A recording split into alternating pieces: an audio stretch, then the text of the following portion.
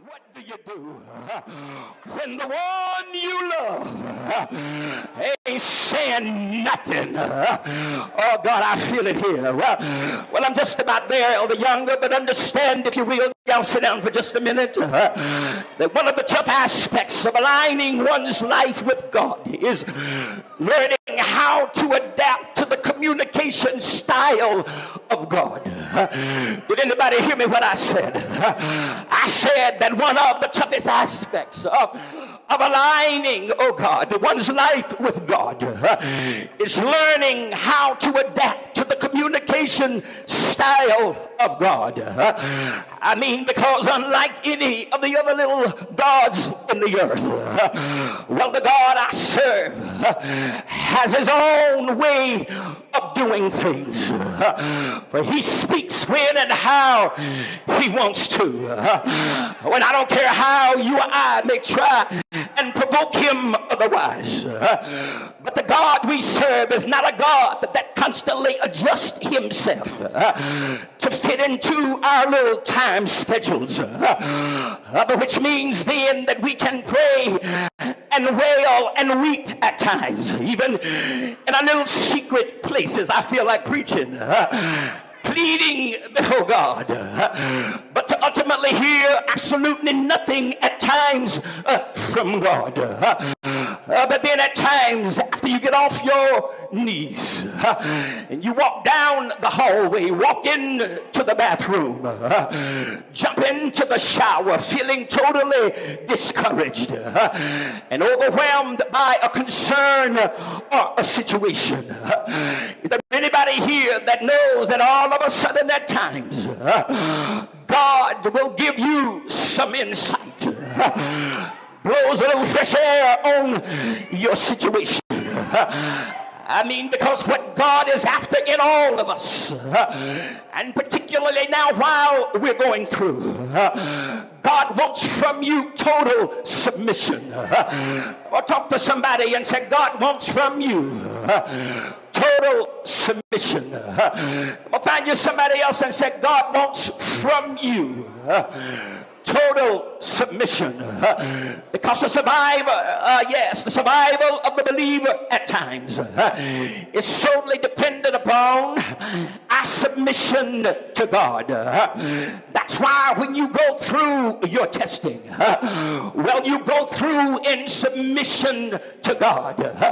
Because if you are not totally submitted to God, is there anybody here that knows that Satan will find a way in to frustrate your time of wait, and especially when stuff is pressing hard on your mind, which can bring us then to a serious faith crisis. But I come declaring that no matter how long the wait, I will wait on the Lord. Well, I'm trying to move this thing forward, but understand, saints of God, if you will, that if where you are is a place where you are not hearing God, well, I come to tell you this morning that there is help for you to be had.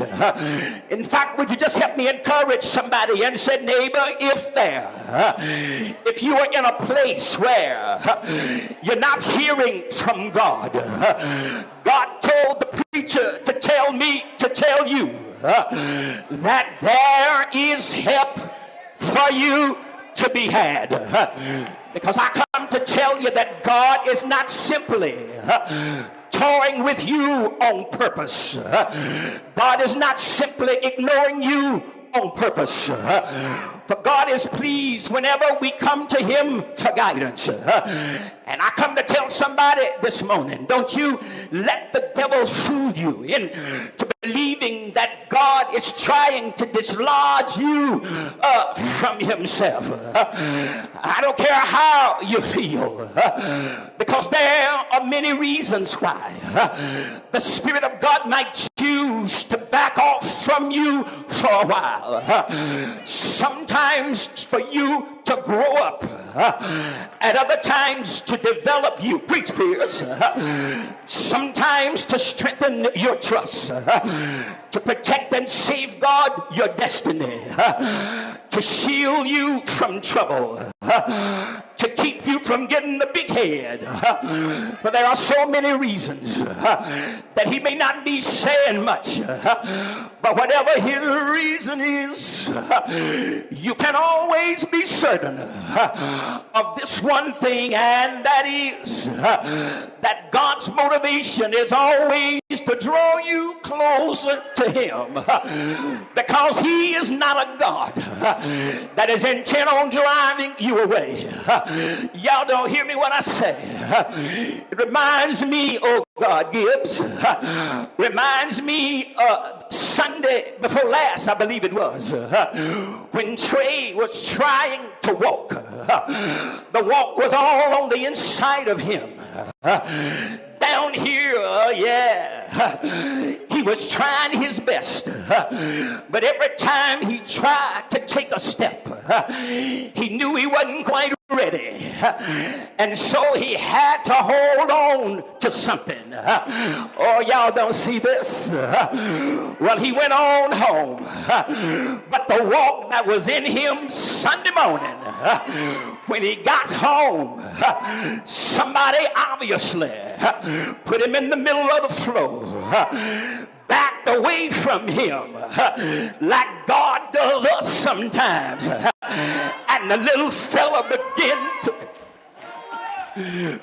to walk.